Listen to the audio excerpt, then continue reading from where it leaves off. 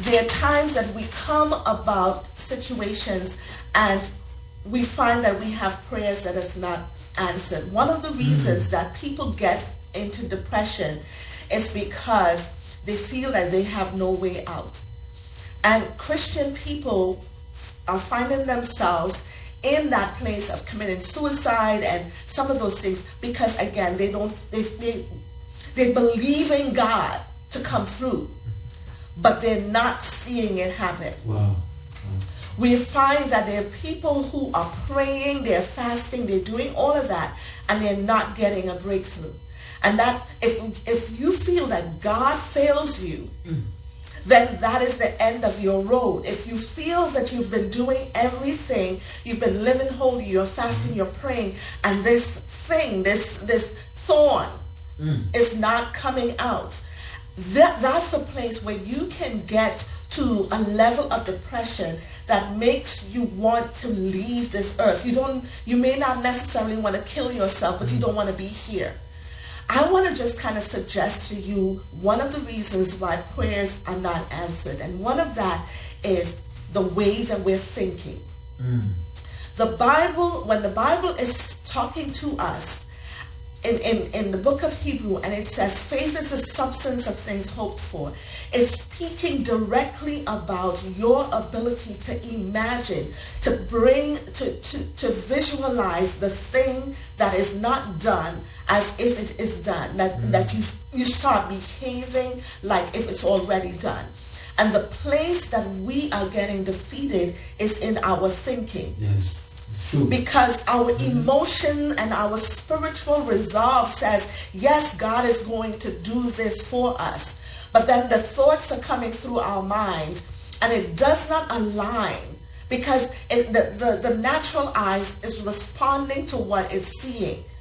And it takes discipline to be able to control your thought. Nothing happens outside of your thinking. And that's why it's as a man thinks, so is he. Yes. Wow. As a man thinks. So I can look at you and look at your success and failure and tell you what your thought life is. You can drive down a street and tell the thought life of the people. And this law that God has given us is not just for the church. Amen.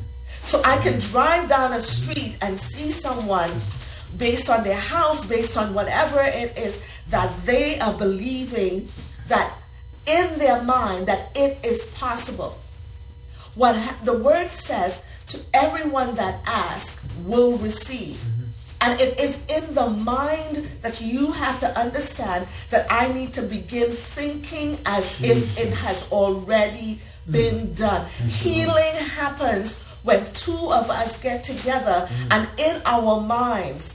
When we look at the Tower of Babel, it's that oneness that God says, if these people continue to do this and use their imagination, there is nothing that they can think about that will not happen. So we are in a place where we're doing the praying, that's good, we're doing the fasting, but we gotta watch our thoughts. The mind, and this is from someone who has studied the mind, the mind is a place where whatever you put in it will grow.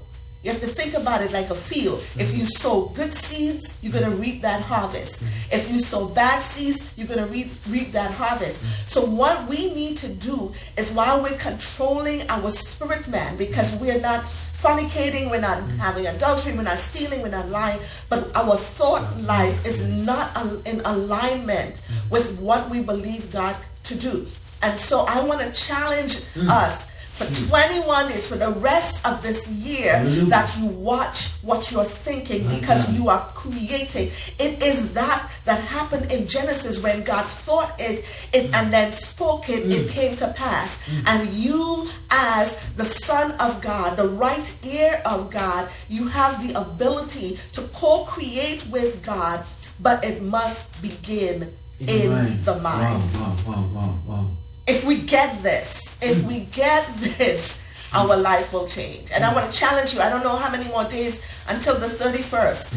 But until then, I want to challenge you to watch what you're thinking. You're speaking one thing and you're thinking something else. And what is happening, the thought in the subconscious mind is stronger than the voice. The subconscious mind is, because it's something, I don't know how it happens, but you think it gets into the atmosphere. I know a lot of people are very wary about talking about the universe, but the universe is the tool that God uses. And so it seems to be in the universe, and the people and places and things that is necessary to give you the prosperity that you need comes into alignment based on your thinking. So we have the ability to control the atmosphere I'm not talking about outside of God. Control what is happening to us based on how we're thinking. Every failure you have right now, you've thought it. Come on. Every success that you have is because of a thought. Everything around us, this microphone, everything is a thought manifested. So I am challenging us. We got to get to the top. Jesus. That we change the way that we think. You know, stinking thinking keeps you sinking. My God. Say that one more time. Stinking thinking keeps you sinking. We got to change. Don't let the enemy is coming after your mind. Come on, man. Come on. He's coming after your mind. If you can capture your thoughts, you're going to succeed.